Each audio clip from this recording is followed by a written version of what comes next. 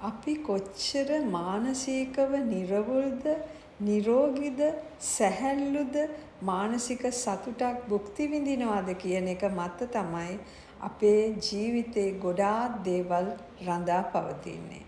ඉතින් අපි හැමතිස්සෙම උත්සාහ කරන්න ඕනේ අපේ මානසික නිදහස, මානසික ශක්තිය, මානසික සතුට රැකගන්න.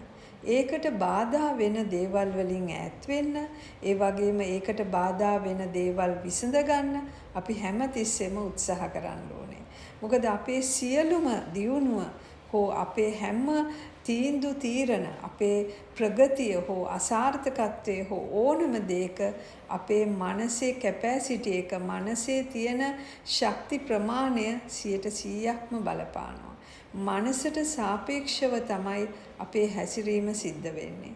ඒ නිසා අපිට හොඳ ප්‍රතිඵල ලබන්න නම් අපිට හොඳ තීරණ, හොඳ හැසිරීම් තියන්න වෙනවා.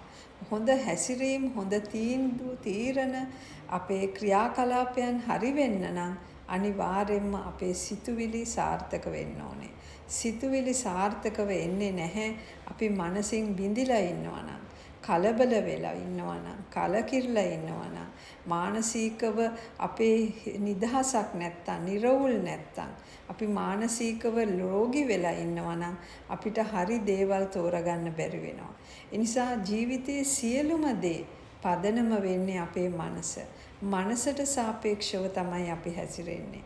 නිසා හැමතිස්සෙම අපේ මනසේ ආරක්ෂාව, මනසේ සුවය, මානසික නිදහස, මානසික සතුට රැක ගැනීම ඉතාම අවශ්‍ය වෙනවා.